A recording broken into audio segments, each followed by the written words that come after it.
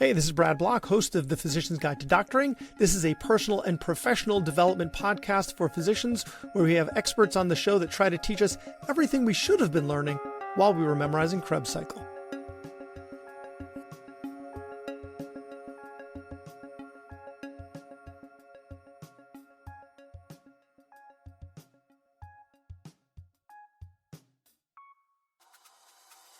Doctors change lives every day.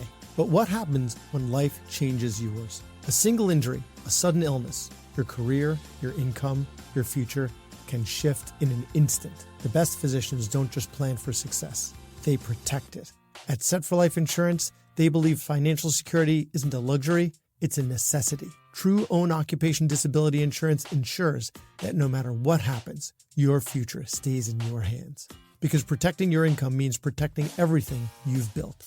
Visit drpodcastnetwork.co/setforlife today. Secure your future before life makes that choice for you. So back to teaching physicians communication. So you found a great way is to put them in smaller groups and get them to communicate with each other and learn from each other. And then the observation and iteration piece of it, because once we're attending, we're not being observed anymore. What do you find helps when you have an attending physician, right, someone who's been in practice for a while, who might be resistant to learning, right? They might say, you know what, this is working for me. I don't want to change. It's a good point, and we struggle with that a lot. The worst thing you can do with resistance, in my experience, is push back against it. We used to have a term, rolling with resistance. A great example of that I heard from, I believe it was Bob Arnold, who's one of the OncoTalk people. And so if a learner would say, we're going to do role play exercises now, and someone would say, oh, I hate role play exercises, his response would be, I know, role play exercises are awful. What are all the bad things about role play exercises? And they list all of them. It says, is there anything good about role play exercises? Can you imagine why we might do them? And it's a little bit ironic, and he could get away with that style. But I think if we, in our class, if someone would say, this is stupid, either you're a good communicator or you're not. You can't learn how to communicate. Our response would be, we hear that a lot. Who else in the room feels that way? And see what other people in the group say. And invariably, there'd be one or two people who would say, I used to think that, but I actually have found that if I practice, I can get better at stuff. And we strongly believe that communication skills, there is motor skills, is like learning to play tennis. You learn to play tennis by being on the court, practicing hitting tennis balls. You learn to communicate by practicing communication, either in the real world setting or in practice settings like role play. But you have to get muscle memory. It's not just a cognitive thing. I used to make a strong point that I'm not trying to get people to know how to communicate. I'm trying to get people to be able to communicate. It's the action, it's not the knowledge. You can know a lot of stuff. What I care is, what do you actually do when you're with a patient? Do you make the patient feel safe? Do you make them feel like they can trust you? Do you make them feel like you care about them? Do they follow your advice? Because I think if we communicate better, they're more likely to stick to the plan. So I'm really interested in behavioral outcomes, not knowledge outcomes. But when someone's resisting, we validate the other metaphor that I find very helpful for this is, I'd love to cook. I love to give people food. All I can do is cook the best dish I know how to cook. I cannot tell them it tastes good. Only they get to decide if it tastes good.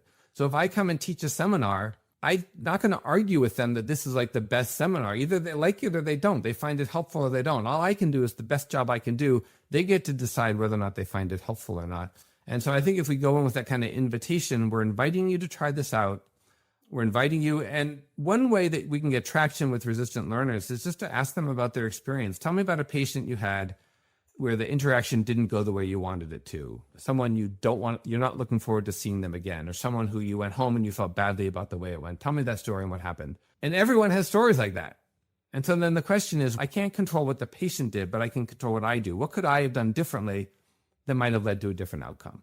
Or unless I just want to keep having encounters like that. And that's what's made a big difference to me. In my own experience, one of my favorite things about teaching communication skills is I've gotten better. I became aware of some bad habits I had. It sounds like your suggestion for dealing with resistant physicians is like the improv approach to teaching. Yes, and. Yes, I hate role playing. Yes, and, right? And we should do that with patients too. So the yes and approach to resistance. I love that. So you said your communication style has improved as you've worked on communication. That I feel like that's inevitable. And so that gets to the next question that I want to ask you. So you were involved in writing the patient-clinician communication, the ASCO consensus guidelines for patient. And we're about to come out with version 2. It's going through final preparation now. And so it will be updated within the next 12 months. So you can use your experience with version 1 or version 2. But was there anything when you were working on those guidelines that you realized you weren't doing and that you wanted to start doing, that you then included in your practice? By the time we wrote the guidelines, I'd been deeply immersed in all this work. So there was nothing that was like radically new that came out of them for me. The analogy I would use, if I can, and forgive me for going back to tennis, but I was playing tennis this week actually, and I started off really off kilter and I got behind and I was trying to figure out what to do. And I realized that I just needed to focus on the basics. That if I couldn't control whether I was winning or losing, I couldn't control what my opponent was doing, but I could control the things I knew to do, like split stepping and rotating and preparing my racket and following through and keeping my eye on the ball and taking adjustment steps. Very basic things that we start to forget to do. I used to ski with my kids, and I remember one of the ski instructors talked about Michaela Schifrin, who's one of the best women skiers in the universe, that she used to practice at this mountain. And he said she would go on easy runs and just practice basic stuff like skiing on one ski at a time. She would start with really cementing the fundamentals, stuff that didn't look hard, but if you did it perfectly, it was different than not doing it perfectly. And I think that reading the guidelines, what it reminded me of is we often think in situations like this that we have to have some profound insight or some complicated skill set or do something really brilliant, when in fact, if we just do the simple things right, that will take care of most of our problems. And so when I was playing tennis that day and I just started focusing on the simple things, I then suddenly started winning in like 5 games in a row.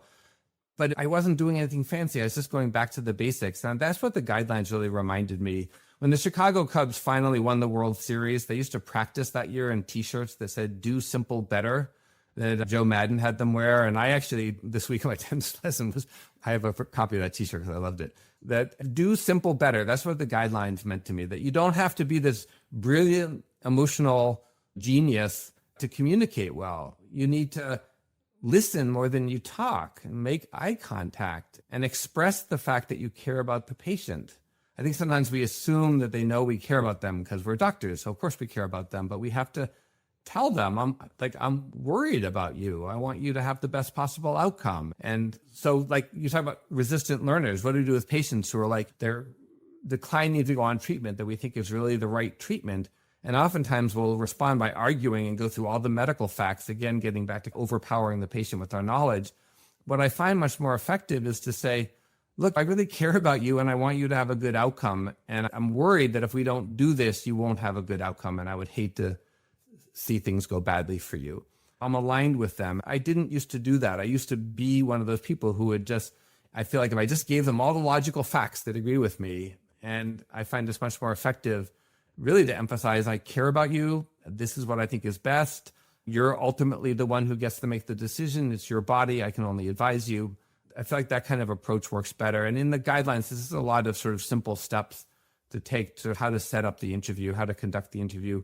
But honestly, even just listening more, providing more empathy, recognizing that it's emotional for the patient and validating that really will get us a long way towards where we want to go. It doesn't have to be super fancy stuff. Because I have to go through and edit the whole guideline, and it's complicated with a lot of moving parts. But in the end, I realized that the more of the simple things I do each time, the better I'm going to be. And just like in tennis, you're supposed to watch the ball until after you hit it, and you look up after contact. We often look up right before we hit it, and then we miss hit the ball because we're no longer looking at it. If you look at the pros, they do not look up until after the ball is gone.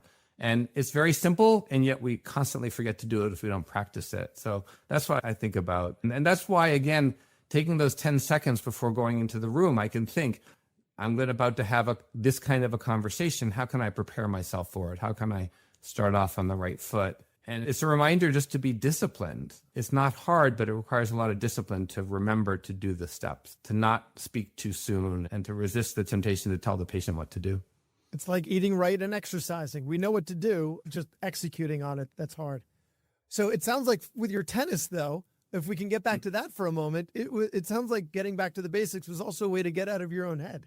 Because when you're losing, then there's a tendency to like dwell on what happened, and it's hard to dwell when you're focusing on the basics. Now, Right. I'm not sure if that translates into seeing patients and being in the exam room, but maybe in life. The analogy I would make is I can't control what's going to happen to the patient. With my testicular cancer patients, I cure most of them. I can't cure all of them. Some of them die, and it's terribly sad. What I can do when I'm in the room with the patient is I can communicate as humanely as possible, and I can try to make the best clinical decisions, and that's what I get to control. I don't get to control whether their cancer responds to the treatment, and I don't get to control whether they have side effects or not. And I think that kind of emotional clarity is really important for not burning out. Because if you start taking responsibility for things you have no control over, for me, that's a recipe for burnout. Yeah. And I think that I can stay present and close to my patients because I know I can't guarantee whether they're going to live or not. I can't guarantee whether they're going to respond to treatment, but I can control how I show up, and I can control how carefully I take care of them.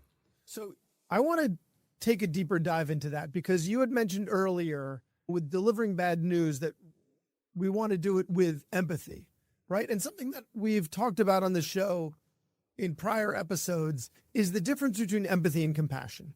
And in empathy, you're putting yourself in their shoes, whereas in compassion, you're not, but you're still being there and providing the best care and caring about them and worrying about them. And for me, if I have a patient who tells me that their husband just died, I don't see oncologic patients, right? So I'm not dealing with the same gravity as you. But if someone tells me just socially, right, that they're significant others, and I start picturing what it's going to be like when either I die or my wife dies, right? I feel like that's putting myself in their shoes, but it doesn't serve them.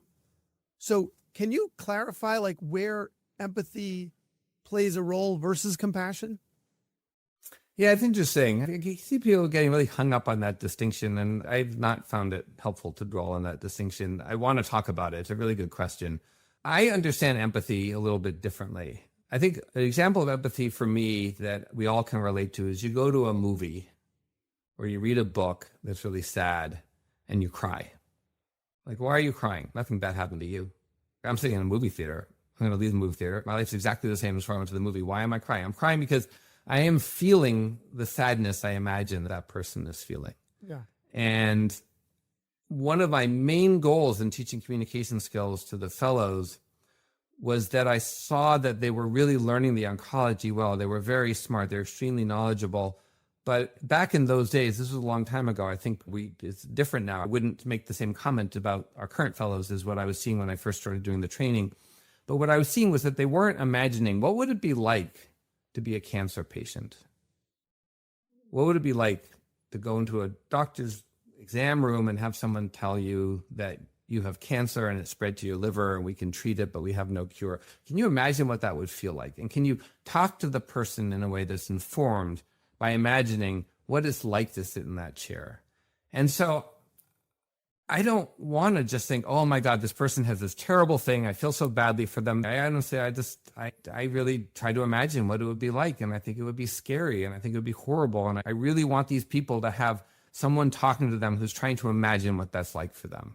And then speaking to them in a way informed by that imagination. And I find that's so taxing day in and day out to put yourself in their shoes. You have to bounce back, but I had an early experience with a large volume testicular cancer practice very early in my career at my request.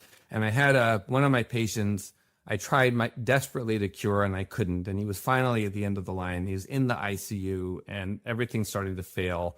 And we have a big family meeting to talk about what we should do. And I went in there, and the attending in the ICU at that time was one of the people who supervised me when I was a resident, because I ended up being on staff at the same place I trained. And I start telling the mom and the sister that I didn't see any hope for getting him out of the ICU alive. And I thought it was time to withdraw aggressive life support and to focus on comfort care. And I started to cry. And I felt so embarrassed that this really brilliant attending who had taught me so much was looking at like, oh my God, Tim's crying? Like he can't keep it together? What's the matter with him? It's so unprofessional. And I felt embarrassed about it, but I really cared about the patient and I was really sad. And I ran into the sister in the grocery store about 6 months later, and she told me that it was because I cried that they were willing to withdraw life support, that they realized at that moment that I cared about him. Yeah. And it wasn't a decision that was easy for me and that I was invested.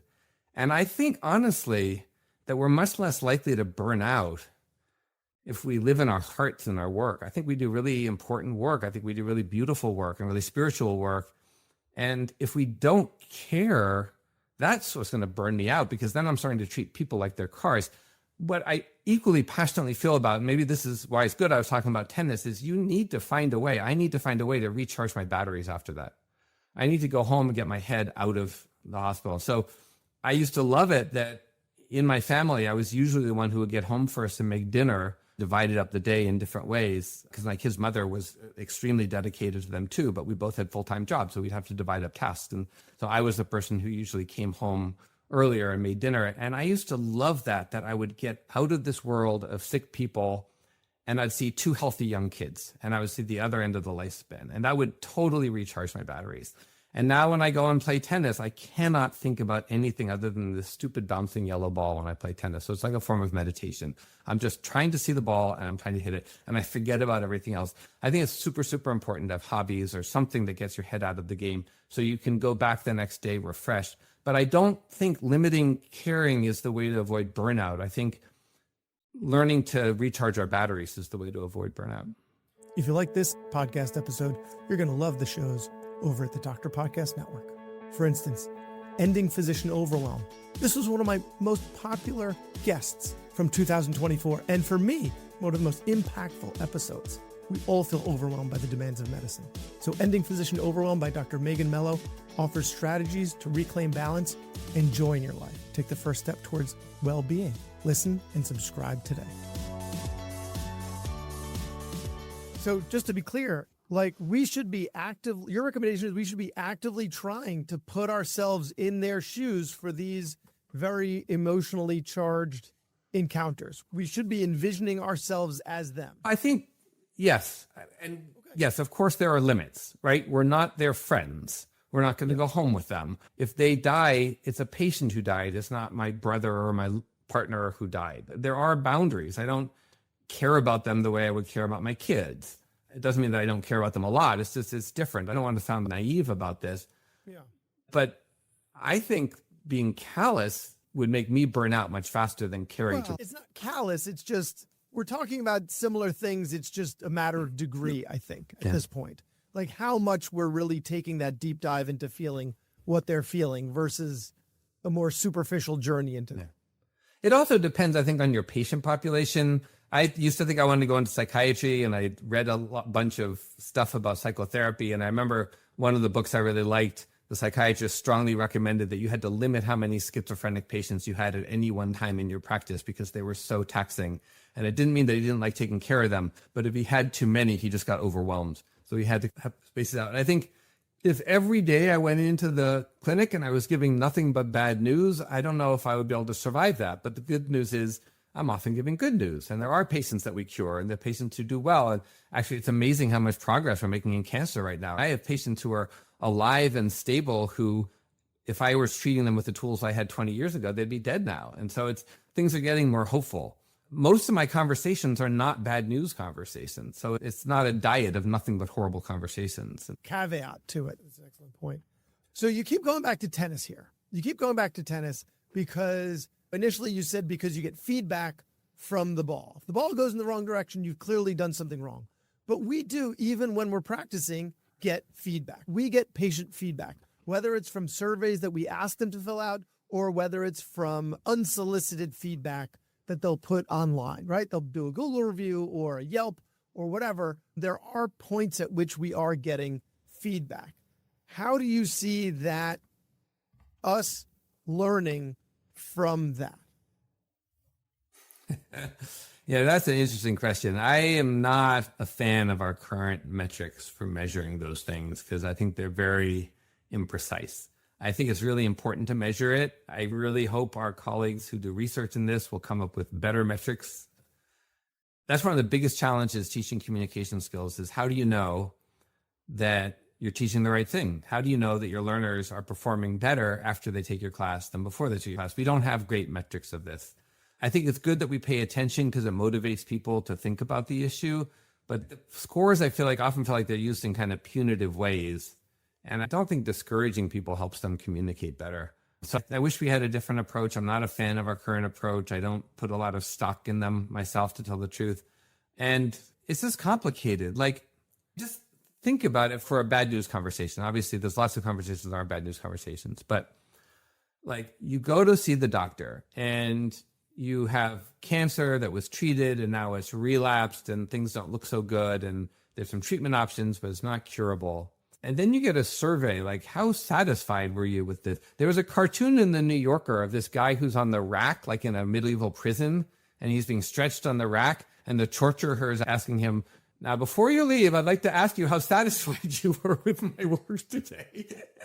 I don't know what it means to give on a scale of 1 to 10, how well did Dr. Gilligan give you the bad news? Like, well, it seems a little bizarre to me. Yes, but at the same time, I can't remember his name, but the president of Prescani said that you can have a family member die in the hospital and still be satisfied with the care. Even if the outcome wasn't satisfactory, the care still can be. Yeah. So without those metrics, it's who's going to be a good doctor. We don't have good metrics for that. What we use, did you do all the prerequisites and do well in your MCATs? Yeah, that means you can handle the volume of material. Doesn't mean you're going to be a good doctor. We don't have good metrics for that either. You're right. We do need something. You point about the imprecision of it. One of my roles in my practice is when we do give patients these surveys, and they'll say, and so if you're lower on the bell curve, then you might get an email from me. And one thing that we do is we'll go through the comments and try and find what the most common compliment is and what the most common complaint. And sometimes those are the same thing. The patients love the doctor for this, and some of them don't love the doctor for this. And so then what do you then lean into? What do you need to work on? It can be a moving target. That being said, it can be important information to know that you're low on the bell curve. And this is something you need to focus on. You need to at least put a little more effort into communicating. Yes, absolutely. And if your orders of magnitude outside of the norm, then something is going wrong. And so I'm not saying they're meaningless. I'm just not, it's hard for me to get super sensitive about them. Yes. We put tons of research into treating testicular cancer, right? But we also need to put some more weight behind, gravitas behind ways to improve on this as well. But I can tell you, you're absolutely right about what you said about you can have a bad outcome and happy care. One of the stories that I love about our communication skills training, and this was not stuff that I did, it was stuff my colleagues did, so I'm not tooting my own horn, but we have long had a very rigorous communication skills training program in our medical school. I'm now the director of that, but this was long before I had anything to do with it. But I was supervising some of the students, and one of the students I supervised graduated from the school, trained, and came to do residency at our institution. So he's an intern on the oncology service in July, the first month of internship, and he's taking care of a patient who dies in the hospital. And we get a letter from his wife about what an amazing doctor this guy is. He's a July intern that communicated so humanely and so compassionately with them. And for me, it was a real reflection on, he's a great guy, he's a great doctor, and he had 2 years of very intensive training in how to have empathic communication with patients. And yes, that was a bad outcome, and the wife took the time to write a letter about how grateful she was for the care from this guy. Yes, you're right about bad outcomes don't mean that we're getting negative feedback. And also, for me, it was a story about how teaching communication skills works.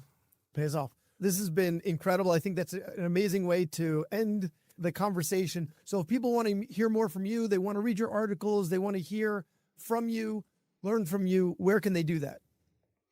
So I've published a number of articles on the art of oncology in Journal of Clinical Oncology. I think I have 5 different pieces there, at least 4, with kind of key learnings that I've gained and key practices that have served me well. Some of them really are about mistakes I've made and what I've learned from my mistakes. So I think for me, my best ideas are probably in the things up in the art of oncology and Journal of Clinical Oncology. I'm reachable. I'm trying to think of, what do your guests usually give out? In terms of contact. A lot of times they've got a book they've published and they want people to buy it, so they'll give their personal website. I have nothing to profit from here, but I am proud of the art of oncology. And then my email address is listed since I'm the author. So if you read one of the art of oncology articles I wrote in the Journal of Clinical Oncology, my contact information is there. Which is where I found you. So Well, thank you so much for all you do to help physicians and take care of your patients, and the domino effect from all of that is just incredible, and the number of lives you touch. Thank you. I do have to make a plug, which is, as president of the Academy of Communication and Healthcare, that's where I learned the most important stuff, was from the Academy. I went through their training. I became faculty through their training program. I ran their training program for a while. The presidency is totally voluntary, work-oriented, is a labor of love. It's a fantastic organization. And every year they have a course called Enrich, this ENRICH, where people can go and learn important communication skills, team building, how to communicate with patients. There's often stuff on leadership and a variety of other topics, managing conflict. It's like a 3 or 4 day course. And if people are interested in learning more communication skills, I started going in 2012, and I've gone every year since then. It's the best learning environment for communication skills I've ever found. So if you're interested in this stuff, check out the Academy of Communication and Healthcare's Enrich course. This next one's going to be in Ottawa in October. Fantastic. Thank you very much. And we'll be sure to list that in the show notes. Thank you. Take care. Thanks for listening. I have a favor to ask. You listened to the episode until the end, which means you either fell asleep or you really liked the episode. So please share it, or like it, or comment on a social media post, or write us a 5-star review. Something. It would really help me out. And maybe what you learned from this episode can help someone else too. The views expressed in this episode are those of the interviewer and interviewee, and don't represent the views of their employer or even their significant other. Even though the magic of podcasting make it sound like I'm talking directly to you. This is not a doctor-patient relationship, and this is not medical advice, or financial advice, or really any advice. Thank us again for listening to The Physician's Guide to Doctoring.